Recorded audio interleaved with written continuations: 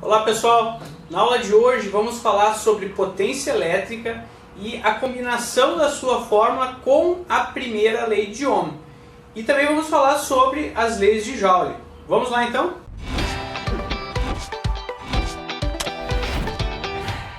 Então voltamos agora para aquele nosso exemplo que a gente não tinha a resposta antes, somente com a fórmula da potência, né? Onde eu tinha a tensão e a resistência. Agora, ó, se eu tenho a tensão e tenho a resistência, eu quero calcular a potência. Ó. Eu tenho a tensão e tenho a resistência. Ó. Então eu posso calcular por esta fórmula aqui. Tensão ao quadrado dividido por R. Está aqui a nossa aplicação prática que a gente acabou de ver. A tensão é quanto? 9 volts.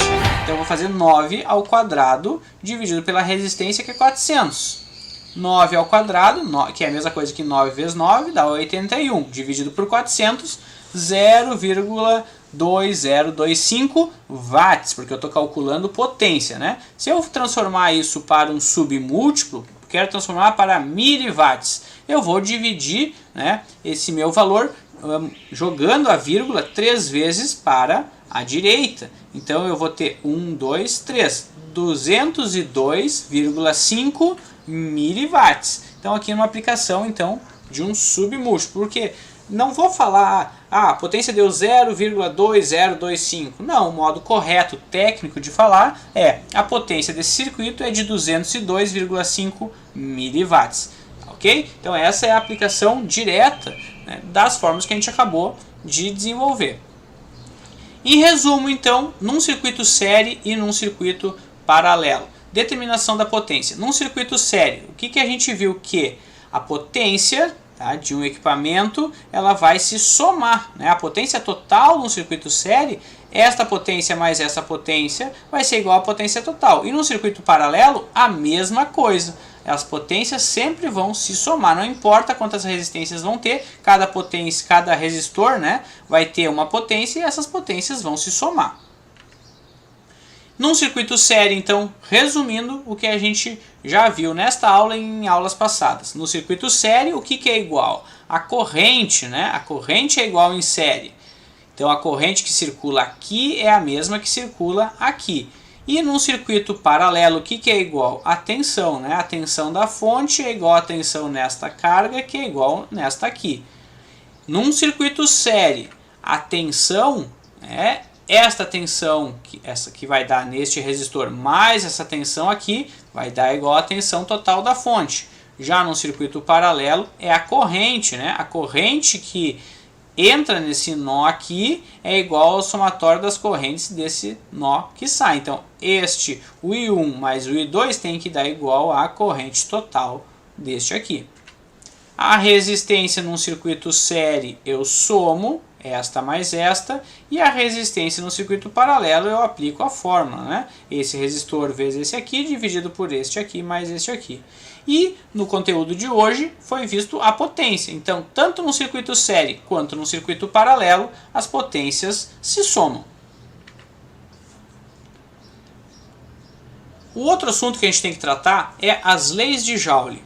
A unidade de medida chamada Joule refere-se à energia, onde existe uma relação entre o fluxo da corrente que passa por meio de uma resistência elétrica e o calor dissipado, formulando as leis, né, de Joule. Uma resistência transforma a energia elétrica recebida de um circuito em energia térmica.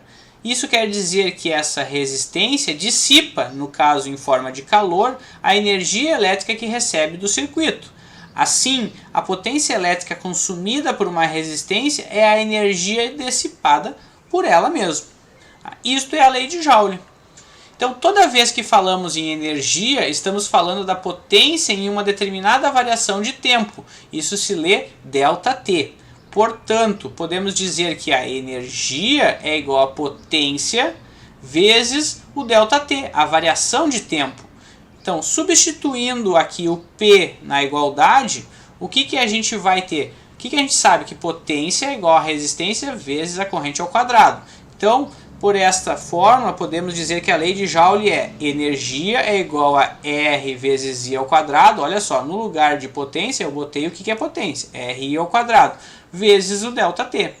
Então o que a gente sabe dizer desta fórmula aqui da energia? Que a energia elétrica dissipada em uma resistência, que é o E, num dado intervalo de tempo, que é o ΔT, ele é diretamente proporcional, tá, ao quadrado da intensidade da corrente que por ele percorre, porque é I ao quadrado. Utilizando agora a segunda fórmula da potência, né, nós temos a fórmula da lei de Ohm, e da potência a gente chegou que potência é igual a tensão ao quadrado dividido pela resistência. O que a gente pode concluir? Que quando a DDP, né, que é a diferença de potencial, é constante, ou seja, quando V é constante, a potência elétrica dissipada em uma resistência ela é inversamente proporcional à sua resistência. Ou seja, quanto maior o valor da resistência aqui, menor vai ser o valor dessa potência aqui, sendo a tensão constante. Aqui nós temos outro ponto fundamental disso, que é a tensão nominal de funcionamento. Certos aparelhos, aí, como chuveiros e as lâmpadas, têm uma característica particular. Seu funcionamento obedece a uma tensão previamente estabelecida. Vamos a uns exemplos. Eu tenho chuveiro ou 127 volts ou 220 volts. Lâmpadas, a mesma coisa, eu tenho lâmpadas 6 volts, 12 volts, 127, 220 e outras tensões mais aí, né? A tensão para a qual esse consumidor são fabricados chama-se tensão nominal de funcionamento, ou seja, eu só posso ligar esse meu equipamento nesta tensão, eu não posso ligar numa outra tensão, senão eu vou danificar esse equipamento. E aqui nós temos a outra característica muito importante, que é o limite de dissipação de potência. Então há um grande número de componentes eletrônicos que se caracteriza por não ter uma tensão de funcionamento como a gente acabou de ver. Por isso, podem funcionar com os mais diversos valores de tensão, que é o caso dos resistores, que não trazem nenhuma referência quanto à tensão nominal de funcionamento. O resistor não tem a tensão certa. Porém, entretanto, podemos calcular qualquer potência dissipada por um resistor ligado a uma fonte geradora. Então eu tenho que verificar, eu não tenho uma tensão, mas eu tenho uma potência máxima que esse resistor pode vir a dissipar. Vamos voltar lá para o nosso exemplo que a gente tinha feito anteriormente, né? A gente tinha calculado a potência deste resistor alimentado então por 9 volts, e esse resistor é de 400 ohms, ele então vai dissipar uma potência de 0,2 watts, né? Como a resistência não produz luz ou movimento, a potência é dissipada em forma de calor, que aquece o componente, no caso, o resistor. Por isso, é necessário verificar se a quantidade de calor produzida pelo resistor não é excessiva ao ponto de danificar. Aqui nós temos um exemplo de um resistor que excedeu, né, essa potência limite dele e veio a se danificar. Então isso é o cuidado que vocês têm que ter quando forem dimensionar um resistor, para ver qual é a potência que ele pode dissipar.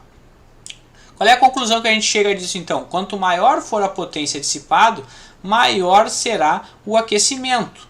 Então, aqui eu trago alguns exemplos de potências de resistores. O mesmo resistor, vamos supor que esse resistor seja de 10 ohms. Aqui cada resistor tem uma resistência diferente, né? Mas vamos supor que eu tenho todos os resistores de 10 ohms, eles possuem potências diferentes. Então eu tenho resistores com potência de 1/8 de watt, que é a mesma coisa que 0,125 watts. Tem resistores de 1/4 de watt, que é igual a 0,25 watts. Tem resistores de meio watt, que é igual a 0,5 watts. Resistor de 1 watt, de 3 watts. Depois tem resistores aí de 5 watts, 10 watts, 20 watts. Tem diversos tipos de potência para todos os tipos de resistência. Por isso que não basta calcular somente a resistência. Eu tenho que saber qual é a potência que vai dissipar esse resistor para ele não vir a se danificar.